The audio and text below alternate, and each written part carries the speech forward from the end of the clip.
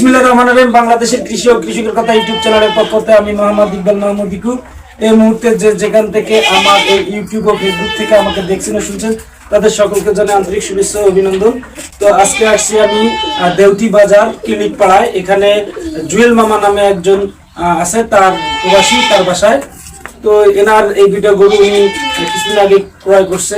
উনি বিদেশে থাকে, ওনার বউ এই গরুগুলো তদারকি করে বা লালন পালন করে। তো এই গরুগুলো আনার পরে উনি হিটে আনার জন্য আমাকে ডাকছিল, তো আমি আসছিলাম। তো আমি গরুগুলোর চিকিৎসা দিছিলাম, দেওয়ার মাঝে গরুগুলোর কয়েকবার হিট আসছে, তবে হিটটা ছিল পর্যাপ্ত হিট ছিল না। তাই আমি বারবার যখন ঘুরে যাচ্ছিলাম, আমার যিনি ডাকছে উনি মনে করতো যে আমি বীজ দিচ্ছি না কেন, গরুগুলোর আসলে হিট আসছে, ওনার সময় নষ্ট হচ্ছে। আসলে আমি যদি তখন বীজ দিতাম তাহলে গরুগুলো কনসেপ্ট করতো না। আমার কাছে গরুগুলোর প্রপার হিট মনে হয় নাই দেখি আমি বীজ দেইনি। হয়তোবা এখানে খামারি আমার উপরে মন খারাপ থাকতেই পারে, কিন্তু আমি তো একজন এআই টেকনিশিয়ান বা আমি একজন পল্লী চিকিৎসক। উনি বুঝতেছে না, এই জন্য উনি চাচ্ছে, কিন্তু আমি বুঝতেছি। তারপর আমি যদি টাকার দিকে তাকিয়ে বীজটা দিতাম তাহলে ওনার মিস হতো। তখন উনি কিন্তু দিন শেষে আমারই বদনাম করতো যে আমি অমুক ডাক্তারের দ্বারা 2বার বীজ দিছি, আমার কোনো কনসেপ্ট করে নাই। তো আমি আজকে ওনাকে আপনাদেরকে উদ্দেশ্য করে বলতে চাচ্ছি, এরকম আপনারা যখনই গরু সাইলেন্ট হিট থাকবে ওই সময় বীজ দিবেন না। বীজ দিলে আপনাদের গরু বেকার কনসেপ্ট করবে না। আর গরুগুলো প্রপার হিট আসলে কি লক্ষণগুলো দেখা দিবে সেটা আমি আপনাকে এই গরুগুলোর মাধ্যমে দেখাবো। গরুগুলোর যদি প্রপার হিট আসে বকনাগুলোর, তাহলে গরুগুলো হামলাবে বা চিকরাবে। আর দ্বিতীয় কথা হচ্ছে ওদের নীলসা যাবে, স্বচ্ছ সাদা নীলসা যাবে। 2 নম্বর কথা হচ্ছে ওদের জরায়ু বা আপনার প্রসাবের রাস্তা বা ভালভা যেটা বলেন না কেন সেটা কিন্তু খুলে যাবে। এবং এরা ছটপট করবে, খাবার দাবার থেকে অনীহা দেখাবে, খাবার দাবার খাইতে চাবে না, এবং এদের মানে অস্থিরতা ভিতরে সবসময় বিরাজ করবে। তো আজকে যখন আবার এই খামারি আমাকে ডাকলো, আসি আমি গরুগুলো দেখলাম, আমার কাছে আজকে মনে হচ্ছে গরুগুলোর প্রপার হিট আসছে। তবে আমি এখনো গরুগুলো হাত দিয়ে চেক করি নাই। আমি কিন্তু এনার বাসায় এর আগে আসিয়া হাত দিয়ে চেক করে 3বার কিংবা 4বার চলে গেছিলাম, ঠিক না আন্টি? জি, আমি 3 থেকে 4বার এনার বাসায় আসিয়া বীজ না দিয়ে চলে গেছিলাম। এতে আমার অবশ্যই তেল খরচ, সময় নষ্ট হয়েছিল। কিন্তু আমি আমার দিক থেকে স্বচ্ছ থাকার জন্য, আমার সততাকে অটুট রাখার জন্য আমি কিন্তু বারবার ঘুরে গেছি, কিন্তু আমি কখনো বীজ দেওয়ার চেষ্টা করিনি। তো আজকে আমি ওনার বাসায় আবার সকালবেলা উনি আমাকে ফোন করলো, আসলাম। এখন আমি দেখবো হাত দিয়ে যে আসলে বীজ দেওয়া যাচ্ছে কিনা। যদি বীজ দেওয়া যায় তাহলে আমি বীজ দিব, না হলে আমি আজকেও চলে যাবো। করাটার উদ্দেশ্য না, আমার উদ্দেশ্য হচ্ছে আমার দ্বারা যাতে কোনো খামারির কোনো ক্ষতি না হয়, বা আমার দ্বারা যাতে কোনো খামারি প্রতারিত না হয়, বা আমার দ্বারা কোনো খামারির কাছে যাতে ভুল SMS বা ভুল বার্তা না যায়। আমি চেষ্টা করি শতভাগ আমাকে ভালো রাখার জন্য, শতভাগ আমার স্বচ্ছতা দিয়ে কাজ করার জন্য। তবে কতটুকু করতে পারতেছি জানি না, তবে আমার জানার মধ্যে আমার মধ্যে যদি গ্যাপ থাকে তবে আমি আমার যতগুলো খামারে যাই সেখানে সবার ভালোবাসা পাই।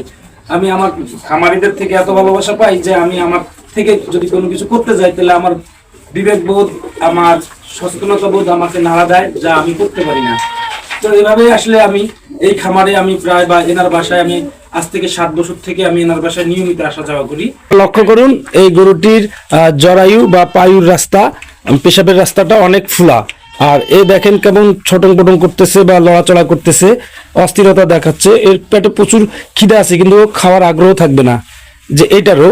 তো এই 2টা গরুকে আমি একসাথেই হিটে আনার চেষ্টা করছিলাম। তো আসলে আমি যে মেডিসিনগুলো দিয়ে, যে থিওরিগুলো দিয়ে গরুগুলো একসাথে 5টা কিংবা 7টা গরু থাকে, সবগুলো গরুকে যে হিটে আনার চেষ্টা করি, তবে সবগুলো গরু একটি নির্দিষ্ট সময় একই দিনে হিট আসে। এটা আমি আপনাদেরকে এই ভিডিওতে দেখাইলাম। আপনারা দেখবেন যে গরুগুলোকে একই দিনে বীজ দিলে একই দিনে এরা কনসেপ্টও করে। তো এখানে কোনো ম্যাজিক বা জাদু নেই। আপনারা সর্বপ্রথম গরু মোটা তাজা করেন কিংবা হিটে আনার জন্য যদি আপনারা চিকিৎসা করেন, তাহলে সর্বপ্রথম গরু থেকে আপনাকে কৃমিমুক্ত করতে হবে। 2 নম্বর বিষয় হচ্ছে আপনাকে গরুগুলোর রুমেনের পিএইচ ঠিক রাখতে হবে, যাতে ওরা যাই খায় ভিটামিন মিনারেল খাদ্য তা যেন ওদের বডি নেয় বা শোষণ করতে পারে। এরকম আপনারা ওদের রুমেনের পিএইচ ঠিক রাখে এরকম মেডিসিন ব্যবহার করবেন। এবং কি গরুগুলোর খাদ্যাভ্যাসের মধ্যে একটু পরিবর্তন আনতে হবে। এবং ঘরের মধ্যে আমি ওনাদেরকে প্রথমে বলছি যে আলো বাতাস ঢোকার জন্য এরকম একটা ব্যবস্থা করতে হবে। এরা আলো বাতাস ঢোকার জন্য সেই ব্যবস্থাটা করছে। এবং নির্দিষ্ট সময়ের মধ্যে গরুগুলোকে খাবার দিতে হবে, এবং খাবার শুকনো দিতে হবে। খাদ্য, দানাদার খাদ্যগুলোকে শুকনো এবং পানি আলাদা দিতে হবে। 3 নম্বর শর্ত হচ্ছে গরুকে সবসময় পরিষ্কার পরিচ্ছন্ন এবং গরু দুইটাকে রাখতে হবে। তো এইসব বিষয়ে আপনারা যখন ফলো করবেন আর সামান্যতম মেডিসিন ব্যবহার করবেন, তাহলে আপনার গরুগুলো প্রপার হিটে আসবে এবং সঠিক সময় বীজ দিলেও কনসেপ্ট করবে। এখন সাইলেন্ট হিট যদি আপনি বুঝতে না পেরে বীজ দেন, তাহলে আপনার বীজের মিস বেশি হবে। তাই আপনাদেরকে গরুর প্রপার হিটটা বুঝতে হবে। গরুর প্রপার হিট বুঝতে গেলে আপনাকে ফলো করতে হবে যে গরুটির ভিতরে পরিবর্তন আসছে কিনা।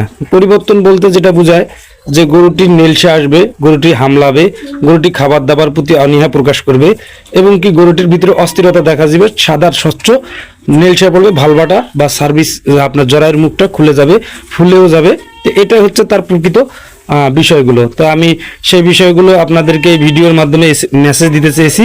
আপনারা এরকম প্রপার হিট আসলেই এরকম যদি লক্ষণ দেখেন তাহলে বুঝবেন যেটা গরুটি প্রপার হিটে আসছে। বাংলাদেশের কৃষি ও কৃষকের কথা ইউটিউব চ্যানেলটি যারা এখনো লাইক করেননি, কমেন্ট করেননি এবং সাবস্ক্রাইব করেননি, তারা লাইক করবেন, কমেন্ট করবেন, সাবস্ক্রাইব করবেন। এবং আমাকে যারা ফেসবুক থেকে দেখতেছেন তারা অবশ্যই আমার ফেসবুক আইডিটাকেও আপনারা ফলো করে দিবেন এবং কমেন্ট করবেন, লাইক করবেন। আপনারা যে বিষয়ের উপর ভিডিও পেতে চান সেই বিষয়ের প্রতি আমাকে SMS করে জানাবেন। ধন্যবাদ সকলকে। আল্লাহ হাফেজ।